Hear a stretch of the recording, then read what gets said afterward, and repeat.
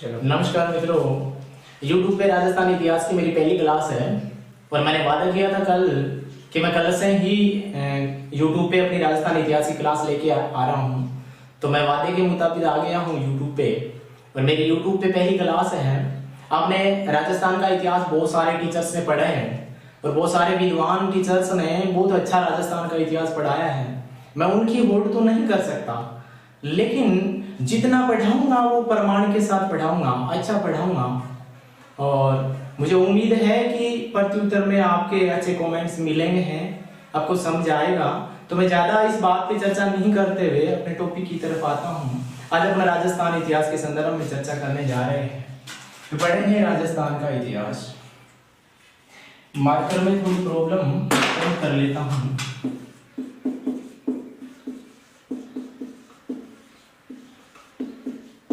राजस्थान का इतिहास। राजस्थान इतिहास में अपन क्या पढ़ने वाले हैं, किस पे बताए देता हूं। तो उससे पहले मैं बताता हूं कि राजस्थान इतिहास क्या है। राजस्थान इतिहास मित्रों एक शब्द में यदि कहें तो किसी तिथि या घटना से अंकित है। परिभाषा यह हो सकती है कि राजस्थान का इतिहास शब्द की शब्दावली में कि वो घटनाएं जिसकी तिथि अंकित है, जिसका हमें पता है कि ये घटना उस तिथि को घटित हुई थी। जैसे 1857 की क्रांति 1857 में हुई, ये इतिहास है। इस पे ज्यादा चर्चा करने की जरूरत नहीं है, आप जानते हो इतिहास क्या है, पढ़ना क्या है, मैं उस पे आता हूं। जब राजस्थान इतिहास की बात कर रहे हैं तो अपन को एक बात ये पता होनी चाहिए कि इसी संदर्भ में यदि विश्व इतिहास की बात करें कि विश्व इतिहास का जनक कौन, तो उत्तर होगा हेरोडोटस।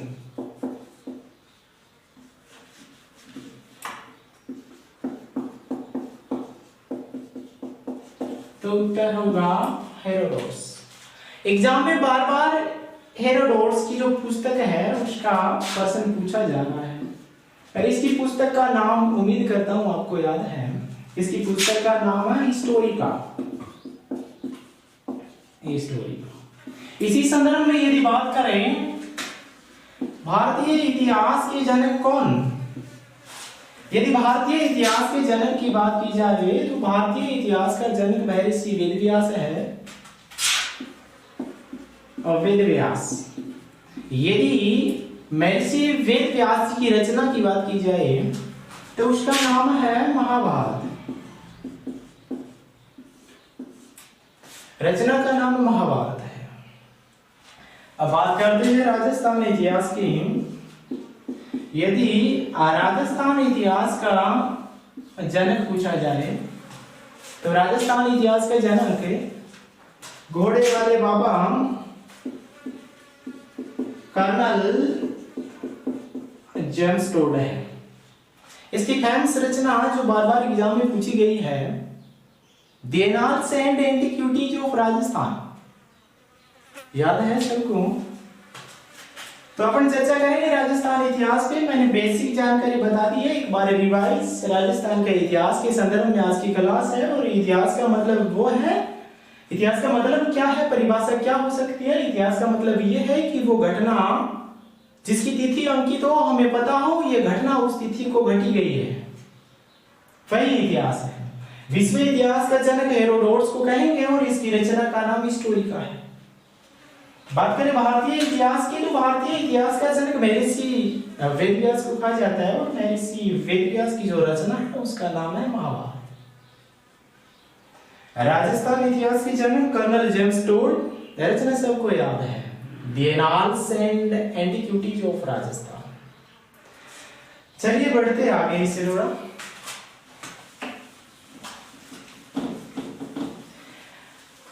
राजस्थान इतिहास पढ़ रहे हैं तो राजस्थान इतिहास में ही क्या पढ़ना है, इस पे थोड़ी सी चर्चा कर लेते हैं। राजस्थान में इतिहास में जितने भी राजपूत वंश हुए, इन राजपूत वंश के संदर्भ में पढ़ेंगे। और सबसे पहले अपन ये पता करेंगे कि अपन को कौन कौन से राजपूत वंश पढ़ने हैं। तो मैं बोर्ड पे नोट कर रहा हूं, आप भी साथ साथ में नोट करते जाइए।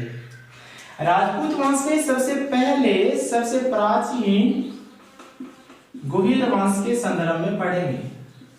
बोर मत हो ये मित्रों, मुझे पता है कि गुहिल वंश पढ़ के आप लोग पूर्णतः ज्ञान प्राप्त कर चुके हो। वो सारे YouTube चैनल्स पे गुहिल वंश पढ़ा रखा है, लेकिन मैं जो पढ़ा रहा हूँ वो थोड़ा सा अलग है, क्योंकि प्रमाणिक तथ्यों के साथ में कुछ नए आंकड़े नई चीजें भी बताने वाला हूँ। गुहिल वंश पढ़ेंगे और 2 नंबर पे अपन पढ़ेंगे प्रतिहार वंश, जिसका हाल फिलहाल में फर्स्ट ग्रेड में पेपर में पर्सन पूछा जा चुका है। क्या पूछा है आगे चल के बात करेंगे। नंबर 3 पे इन्हीं प्रतिहारों से निकली हुई एक शाखा थी परमार। इन परमार वंश पे चर्चा करेंगे।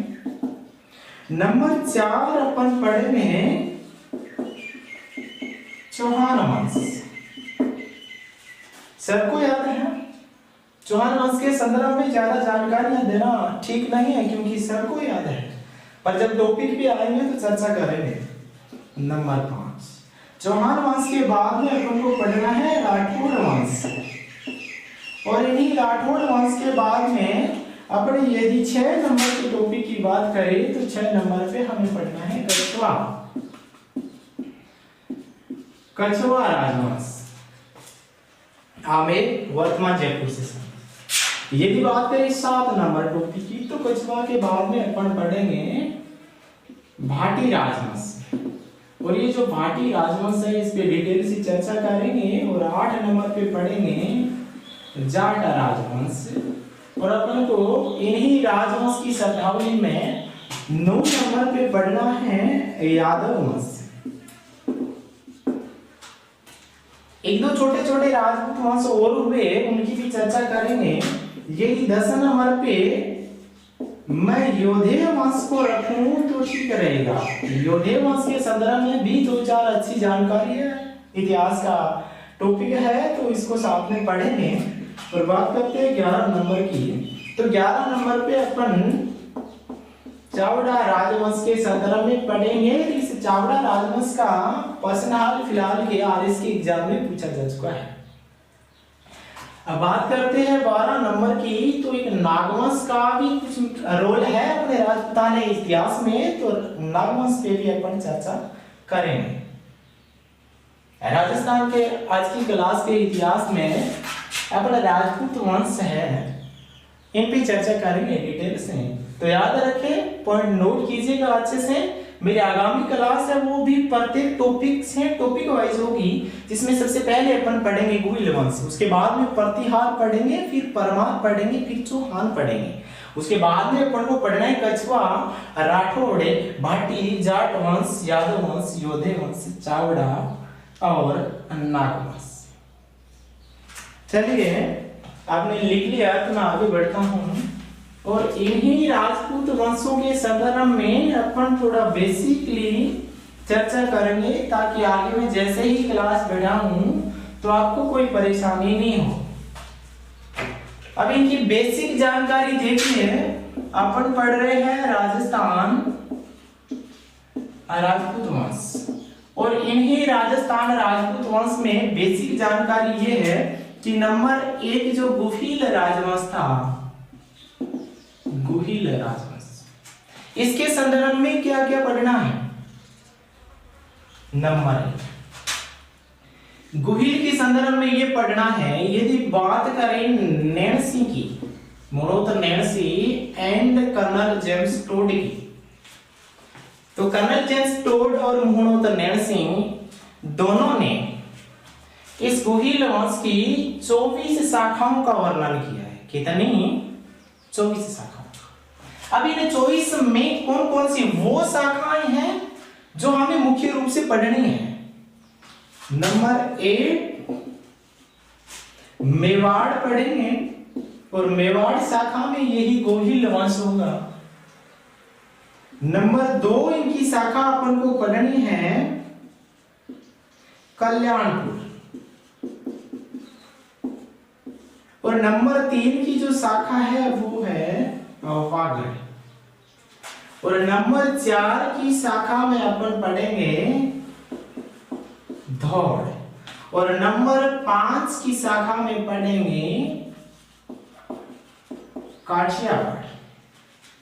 ये जो 5 शाखाएं हैं, इनमें गुहिल वंश का कैसा साम्राज्य था, और गुहिल साम्राज्य ने अपने साम्राज्य में क्या क्या विकास के कार्य किए और कौन कौन से युद्ध लड़े गए, कौन कौन सी संधियां हुई, उन सब पे डिटेल से चर्चा करेंगे। तो इस पॉइंट को नोट कीजिएगा कि गुहिल वंश में अपन को क्या क्या पढ़ना है। मेवाड़ पढ़ना है, कल्याणपुर पढ़ना है, वागड़ की शाखा के गुहिल वंश पढ़ने हैं, धूड़ के पढ़ने हैं और काठियावाड़ के भी पढ़ने हैं। अब आगे बढ़ते हैं। नंबर 2 पे अपन प्रतिहार वंश पे चर्चा करेंगे कि प्रतिहार वंश में क्या क्या पढ़ना है। गुहिल वंश की उत्पत्ति के संबंध में किस विद्वान ने क्या बताया है, विस्तार से चर्चा बाद में करेंगे। एक बार बेसिक जानकारी ले लेते हैं कि अपन को क्या पढ़ना है। नंबर 2 पे प्रतिहार। इन प्रतिहारों के संदर्भ में किसने क्या कहा है सुनिए। नैन्सी फिर कहता है कि प्रतिहारों की कुल 26 शाखाएं थी। कितनी? 26। यहां कंफ्यूज मत हुई। पर्सन बार एग्जाम में पूछा जा चुका है, सेकंड ग्रेड में पूछा गया था कि नैन्सी और टोड के अनुसार गुहिल वंश की कितनी शाखाएं। ऑप्शन नंबर 1 में 26 था, फिर 25, फिर 24 और फिर 23 था। तो गुहिल वंश की नैन्सी ने 24 शाखाएं बताई है और प्रतिहार वंश की 26 शाखाएं बताई। अब इन 26 शाखाओं में वो कौन सी शाखाएं हैं जो हमें मुख्य रूप से पढ़नी है।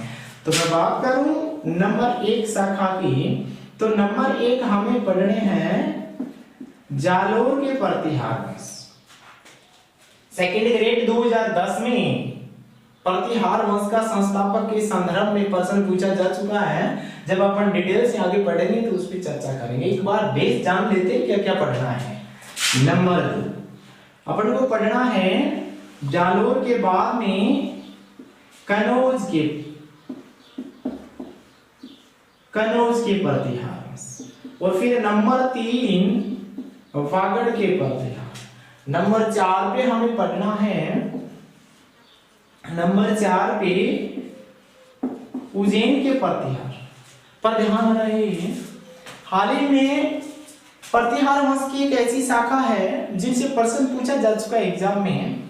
जैसे ही डिटेल से पढ़ेंगे तो मैं पूरा क्लियर वहां करूंगा। वो शाखा 5 नंबर की है और उसका नाम है भड़ोच। 5 शाखाएं गुहिल वंश की पढ़ेंगे। प्रतिहारों की नैन्सी ने 26 शाखा बताई, उसमें से मुख्य 5 शाखाएं हैं, जालोर है, कनौज है, वागड़ है, उज्जैन और भड़ोच है। डिटेल से पढ़ेंगे। यदि एक शाखा और जोड़ दी जाए तो इसमें एक शाखा और जोड़ सकते हैं 6 नंबर की, और वो है राजोगढ़। राजोगढ़ में भी प्रतिहारों का शासन रहा था। ठीक है, 2 हो गए। अब तीसरे राजपूत वंश के संदर्भ में थोड़ा सा बेसिक जानकारी और उसके बाद में आगे बढ़ते हैं। यदि तीसरे राजवंश की बात करें तो तीसरा राजवंश है परमार। प्रतिहार राजवंश से ही परमारों की उत्पत्ति हुई है। परमार राजवंश के संदर्भ में एक सबसे अच्छा प्रश्न पूछा गया था, सेकंड ग्रेड में ही पूछा गया था। इस शब्द का शाब्दिक अर्थ पूछा गया था। यदि इसके शाब्दिक अर्थ की बात करें तो इसका शाब्दिक अर्थ होता है शत्रु को मारने वाला, शत्रु को मारने वाला। अब इस परमार वंश में कौन कौन सी शाखाओं का अध्ययन करना है नोट कीजिएगा। नंबर 1 अपन पढ़ेंगे मालवा के परमार। नंबर 2 हमें पढ़ने हैं आबू के परमार। और नंबर 4 पे हमें क्या पढ़ना है, नंबर 4 पे हमें पढ़ना है, नंबर 3 पे सॉरी वागड़ के परमार। यदि अन्य शाखाओं की बात करें तो इन परमारों की एक शाखा जालोर में भी थी, जालोर के परमार। इन 4 शाखाओं को अच्छे से पढ़ना है और इन्हीं 4 शाखाओं से बार बार एग्जाम में प्रश्न पूछे जा चुके हैं। इतिहास को थोड़ा सा उसकी गहराई में जाके पढ़ने की जरूरत है। बेसिक लेवल तैयार करो और उसके बाद में उसको गहराई से पढ़ो। परमार के बाद में यदि अगले राजवंश की बात करें तो अगला अपना राजवंश होगा, वो पढ़ेंगे चौहान। चौहान राजवंश है, इसके संदर्भ में क्या क्या पढ़ना है? सबको याद है 551 वासुदेव ने चौहानों की स्थापना की, लेकिन हमें कौन कौन सी शाखा के संदर्भ में चर्चा करनी है? तो नंबर 1 सांबर के चौहान पढ़ेंगे और नंबर 2 रणथंभौर के चौहान पढ़ेंगे और नंबर 3 पे पर बात करेंगे कौन से चौहानों की? जालोर के चौहानों की, जालोर के चौहान। यदि छोटी अन्य शाखाओं की बात करें तो नंबर 4 सिरोही में चौहान थे, ये उसकी भी चर्चा करेंगे और नंबर 5 नाडोल के चौहानों की भी चर्चा करेंगे। वो बाद में डिटेल से पढ़ेंगे। एक बार बेसिक रूप से आप ऐसे अपनी कॉपी में ऐसा डायग्राम बना ले कि हमें किस टॉपिक से कौन कौन सी शाखा पढ़नी है और उसमें से क्या क्या चीजें पढ़नी है। चौहान वंश में इसके संदर्भ में इन 5 शाखाओं पे चर्चा करेंगे। उसके बाद में अगले राजवंश की बात करें तो अगला राजवंश है राठौड़।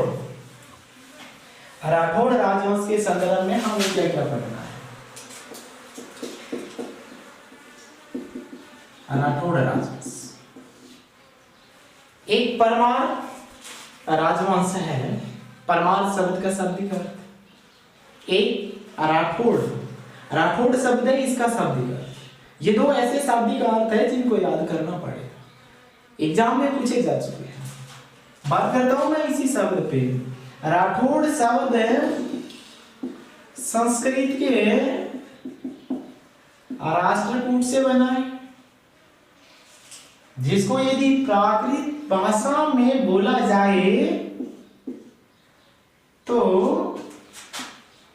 रटूड होगा और इसी रटूड का